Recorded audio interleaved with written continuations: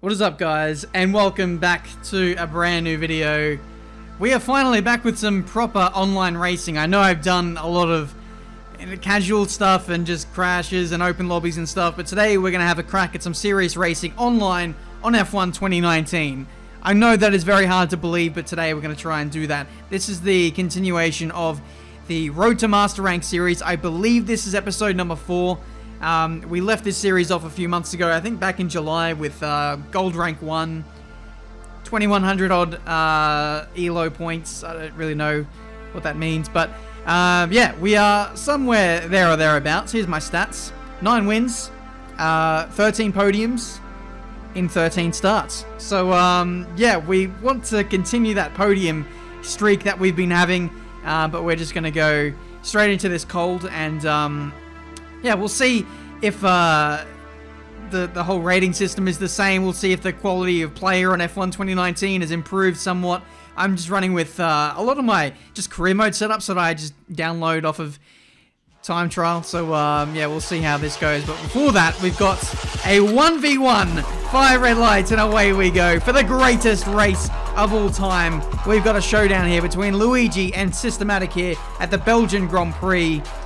Basically, this was the only lobby that we could get put into with our safety rating, and so we had to kind of sit through this one. Literally nothing happened, and that was the end of the Russian Grand Prix. Luigi gets his 5 minutes of fame, and he wins. Hopefully that will be the last of today's efforts, if we have anything to say about that. Our first race is at the Austrian Grand Prix. We get P2. Not a bad lap, I'd say. It's just the first attempt. I was just going for safety more than anything, but here we go for our first race of the day, and we jump the start.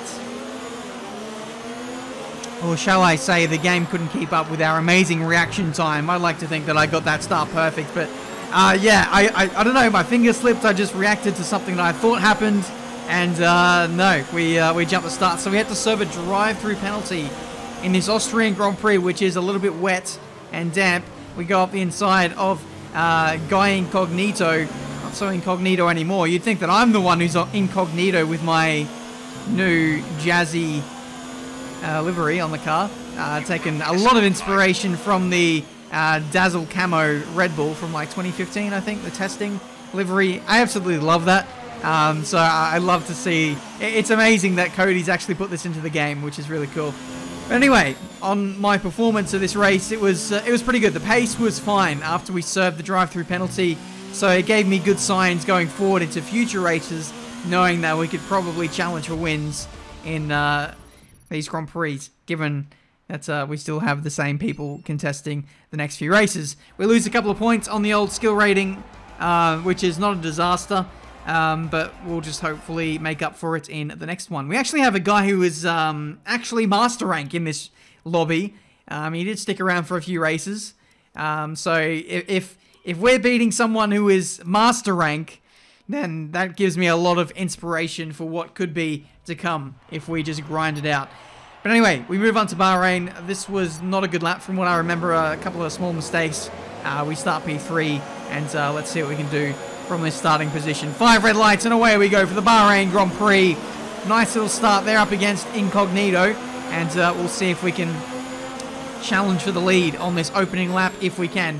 First of all, oh my goodness, I was just about to say, first of all, we need to survive turn 1, which the majority of the field has not.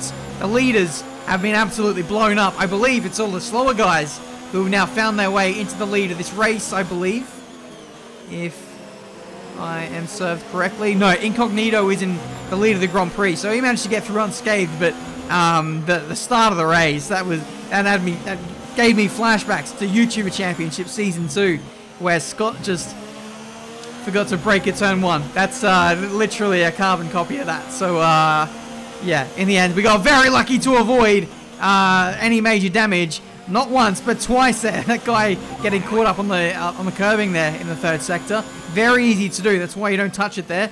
But we survive. We're in P2. Next up is Guy Incognito. He seems to be a little bit slow. Maybe he does have a bit of front wing damage. I'm not entirely sure. But we'll see if we can get this position and get our first race win on the board for today's episode. In the slipstream He's weaving around a little bit, trying to break the slipstream. It's not really going to work too much if he's not moving an overall crazy amount.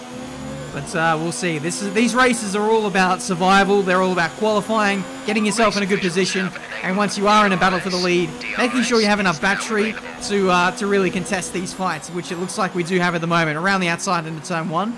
A bit of contact made there, but we're going to do the around the outside move at turn 1, and we take the lead.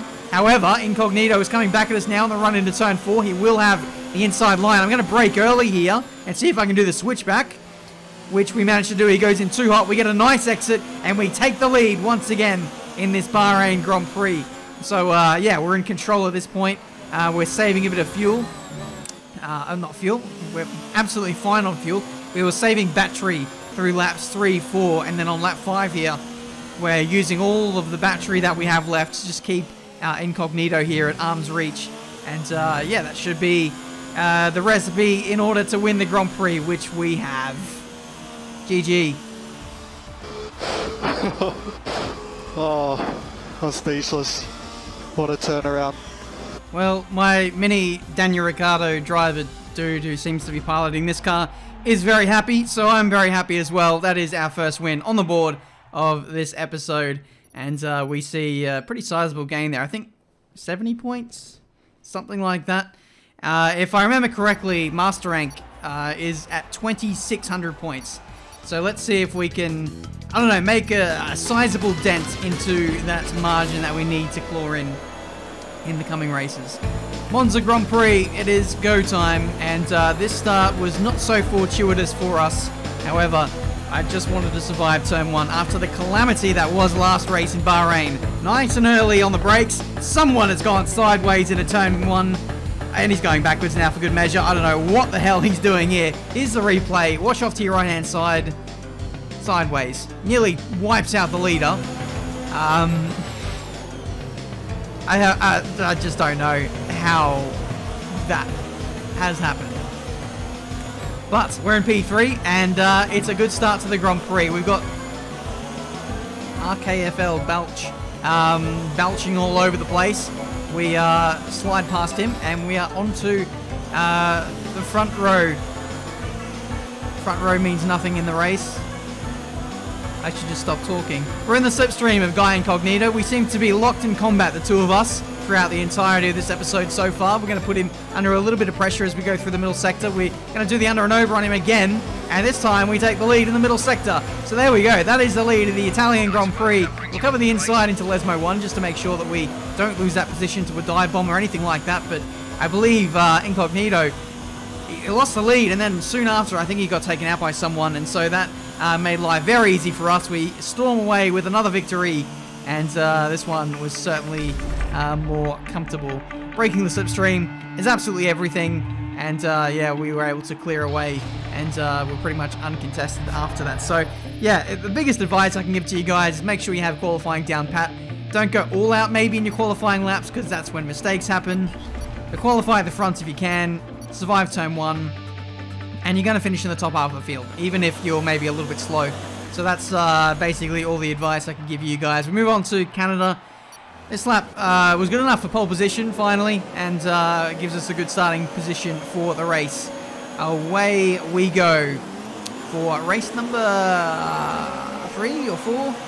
Now, at this point, I'm starting to lose count already, but we don't have a great start, but even still, with a very short run into turn 1, we still weren't able to hold on to the lead, but it's not a disaster because we have survived turn 1. That is just the goal, the absolute bare minimum. I don't really care about losing positions off the start as long as I can still be within touching distance of the leaders. You can see there's absolute daylight behind to P3, so something really cracked off back there. But yeah, this is absolutely fine. I can trust this guy that we're fighting with. He seems to be quite respectful and leaves a lot of space. This time, I put him under a lot of pressure there into the final chicane. It cost ourselves a lot of time, but I was it's almost like a dress rehearsal to see if I could see what I could do in the slipstream and see if I could, you know, pull off a move around the outside there. It didn't quite work out. Next time around, we'll play this a bit more smart. We'll see if we can do the switchback for the 3rd time in a row on this guy. No, he actually gets a nice exit there, so we'll have to maybe try another attempt into turn 1. He's going defensive, so we'll see if we can go all the way around the outside and have the inside for turn 2, which has worked out, an absolute treat. We again take the lead of the Canadian Grand Prix, and this one was a bit more of a tough battle to get the move done. Here's the replay. You can see around the outside. Thankfully, left a lot of space on the run into turn 2, and that made life very, very easy for us. And I think from there, we managed our battery quite well, and we were just able to edge away slowly towards the finish for race win number 3. We've won a few now. We're at 2,300 points, and we're edging closer towards not only Master Rank, but also the Super License rating as well. It was only B License when I started this episode, so it's nice to see that we're recovering quite nicely here in this episode. We move on to the Belgian Grand Prix now. Heavy rain for this one. I was a bit umming and ahhing about what to do for the setup. I decided to go for a dry one, essentially. I moved the anti-roll bars to be a little bit softer so the rear end wasn't sliding around all too much, but still, it was a bit of a problem on this lap. Like, the car was rotating so easily, I was barely even turning the wheel. But in the end, I actually think that helped me because the lap was an absolute stonker relative to those around me. And still, there was quite a few mistakes in that one, so the setup in the rain worked out quite well, and I was hoping it would be raining for the race, but unfortunately, not the case. Away we go for the Belgian Grand Prix, and I believe this will be the final race of this episode. So let's see if we can cap this one off with another victory. Kai Incognito up the inside into turn 1, and it might possibly be side by side as we run up our Rouge and Radion for the first time. But it looks like he's going to slot in behind and possibly nab that slipstream. So we're going to see if we can be awake up to this. We're going to be under a lot of pressure here from everyone behind getting my toe. I'm just going to stick to the inside, use all my battery, use all my fuel to see if I can stay in the lead of the Belgian Grand Prix. We hug the inside as we go through Les Combes. A bit of a swapper on the rear end, but we managed to hold on just about to the lead. And that's just about all I can ask for now. I'm going to see if I can break away a little bit. Just try and get away from the pack. Just make sure I'm not, vulnerable to any dive bombs or anything like that. We managed to clear the chasing pack, and it's only a two-horse race once again between myself and what seems like my best mate at this point, Guy Incognito. He's just literally in my pocket all the time. This time around, he's going for a move up the inside. Can he get the move done, though? I'm not too sure. We're going to have to leave him space as we run side by side through the middle sector now. And in this race, I was doing a lot of battery management throughout the middle sector, using absolutely nothing. Even if it meant I felt vulnerable or fell into the path of Guy Incognito, I just didn't care, to be honest. He was diving up the inside here. Had to kind of turn out of the corner to make sure that we didn't crash there, because there wasn't a lot of space for us there on that part of the racetrack.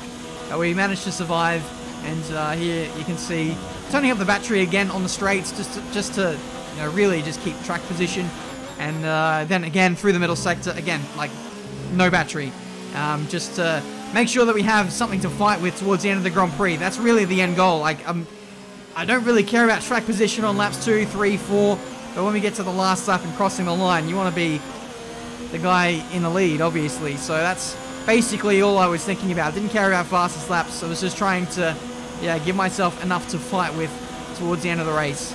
At this point, you can see on the straight, I turned off the battery, and that means we're going to lose the lead of the Grand Prix here. But again, it doesn't matter. I'm just harping back to just battery management. I'll let this guy punch a hole in the slipstream for a lap, and I'll save up my battery even more.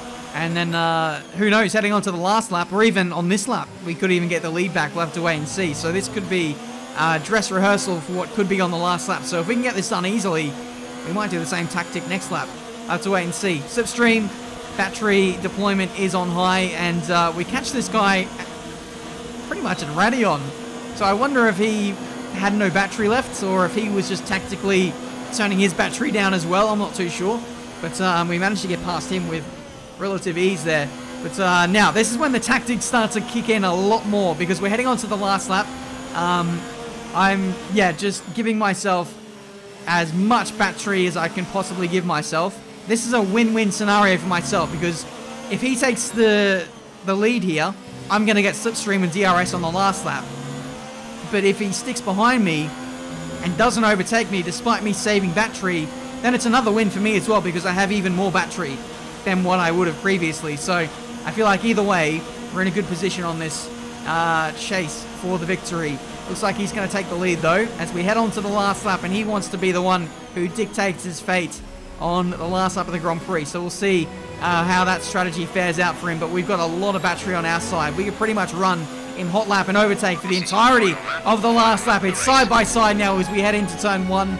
I'm not too sure who's going to get DRS here. Oh, that was a bit messy. And Guy Incognito takes the lead of the Grand Prix once again. He ran a little bit wide there. Don't know if that was tactical or not, but we'll see. We've got the slipstream. We're all over this guy as we run up Radion for the final time. This will be DRS for us, and well, I don't think this strategy has worked out all too well for him as we take the lead of the Belgian Grand Prix, hopefully for the last time. We have all the battery in the world now to deploy on this last lap, and we're going to flex the muscles a little bit through the middle sector and see if we can build out a gap and make sure he's not even close enough to have a go at us on the run into the bus stop chicane. So we'll see how that works out for us. Still lots of battery left, 50 odd %.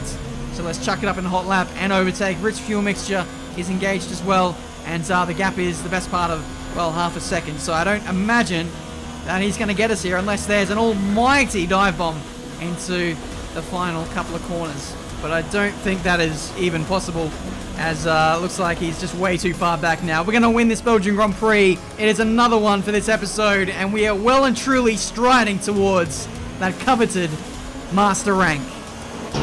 Yeehaw! Woo-hoo-hoo! Yeah, boys! Yeah! So there we go. That has been this episode of Road to Master Rank. Thankfully, a much more successful one for us. We gain, I think, the best part of 200, maybe 250 skill points. And, well, if we have another, boost like this going forward into the next episode, it could be the final one of the series. That is how successful this one has been. But there we go, guys. Thank you so much for watching. Leave a like if you did enjoy. Ultimately, this series depends upon your support, and I really do hope you guys do enjoy the online side of things. I really do. It's a nice change of pace from the single player and career mode stuff. You just get that level of unpredictability that you just don't have when you're racing bots. It is getting better, but there's still some way to go for the career mode side. That's it from me today. Thank you so much for watching. Until the next one, I'll see you next time.